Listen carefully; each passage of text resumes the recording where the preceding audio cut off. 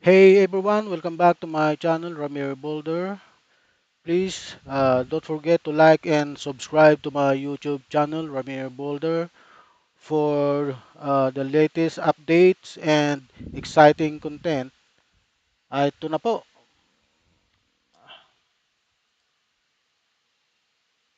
Ayon po sa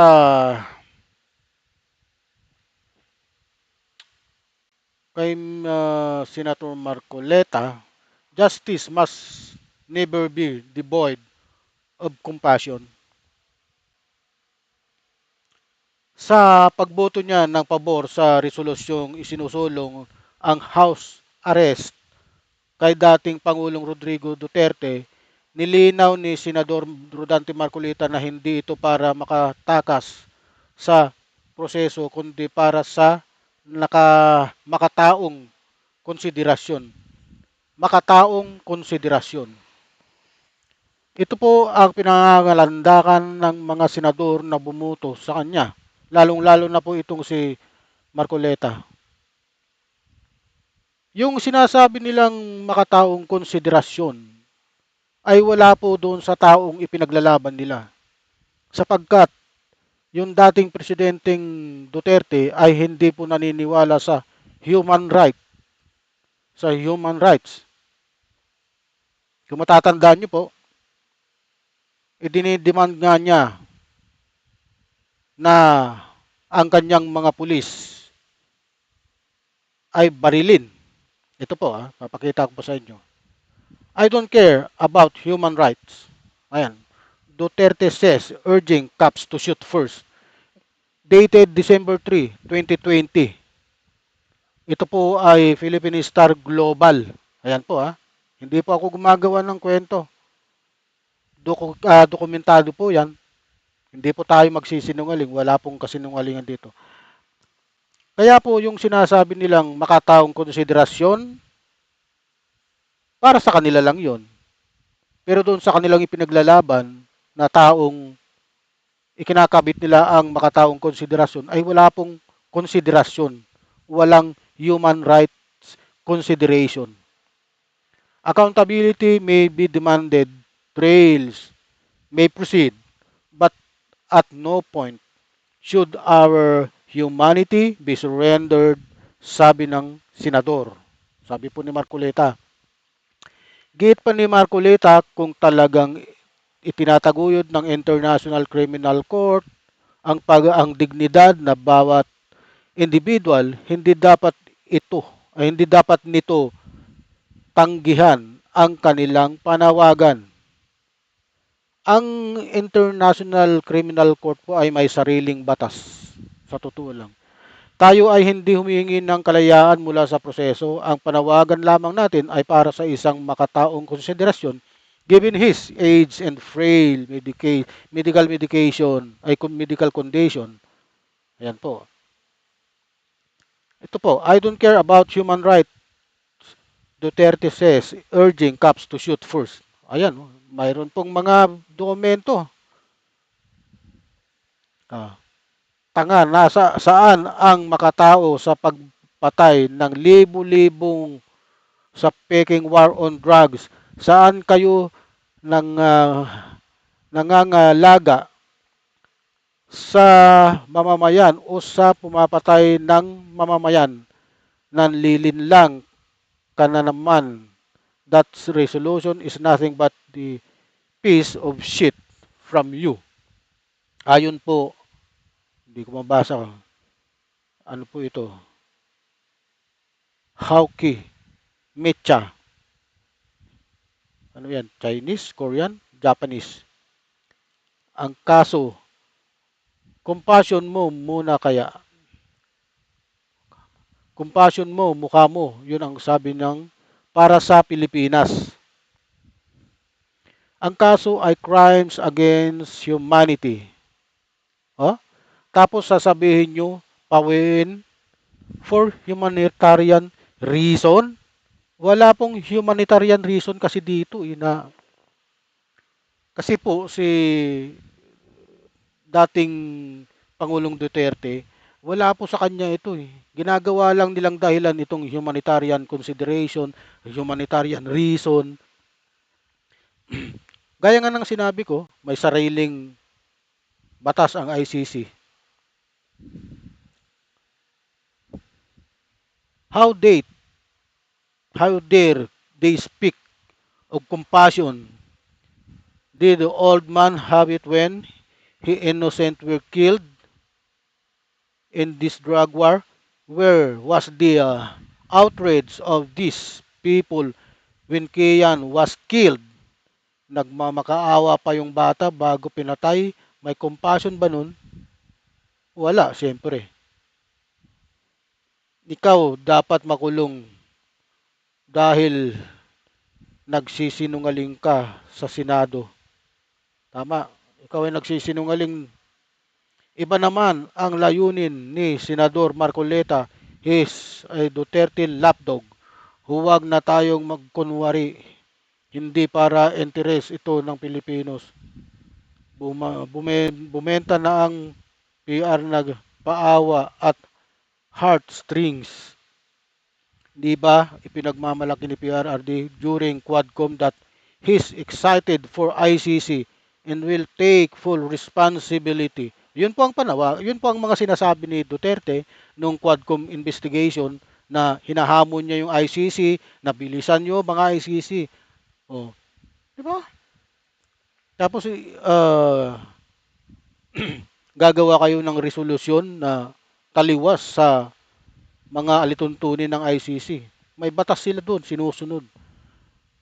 Mas maganda yung mga batas nila doon kaysa sa atin, yung mga batas dito na nagawa. They are and their families deserve compassion too. Ito po, ito yung mga biktima, ito yung mga larawan ng biktima ng war on drugs ni Duterte nung panahon pa siya ay presidente. Nagsimula to nung 2016 hanggang 2020 yata yun. Tapos nagka-pandemic na hinto ng konti pero marami pa rin patayan nun. Andyan na yun si yung direktor ng PCSO na si Barayuga. Isa yun sa mga napatay. Hindi. May connection din yun eh. Ang pinaghihinalaan nga ron, si Rowena Garma na isang mga tauhan ni Duterte. To. Big word, makataong konsiderasyon. When you lose it, when you loser watch as that's ordered the police to kill just anyone. Drug addicts are citizens of this country.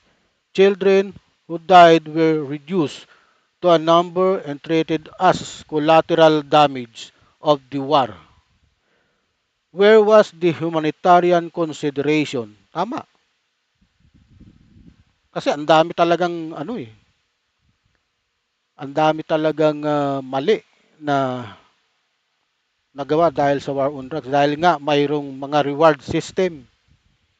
On a similar logic, why is this resolution centered on a senior citizen?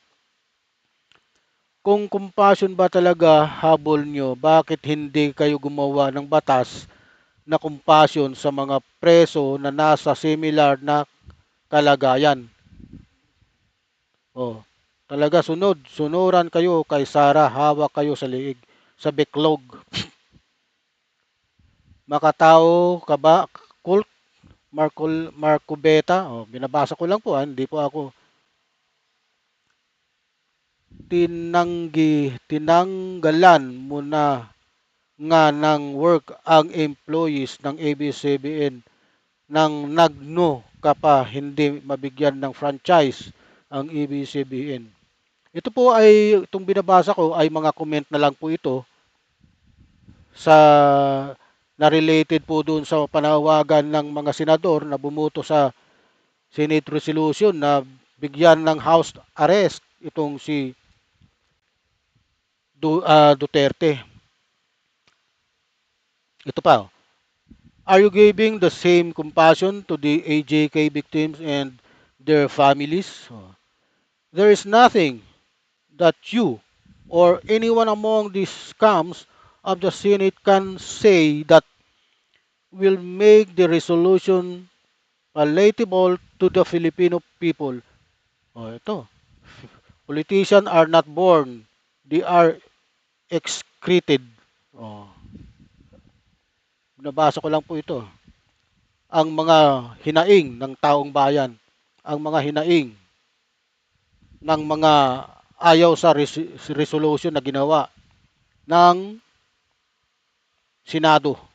Compassion must be towards the oppressed, not the oppressor.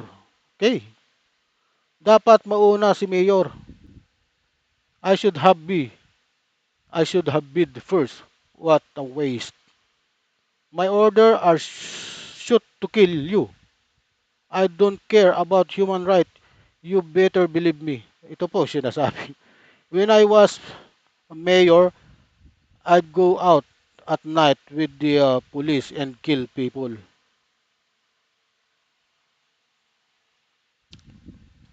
Ang sa akin lang din, if digong can, why not apply it to ordinary people? Go to the city jail, you'll see people with the same age still wishing for paroles. Why does it have to be selective kung compassion ang pag-uusapan? Oh yeah, right. Pag mahirap, mabulok ka diyan. Pag mayaman, awa. Yan po ang masaklap na katotohanan. Ah, ginagawa po nilang gumagawa sila ng isang makataong konsiderasyon daw given his age or frail medical condition.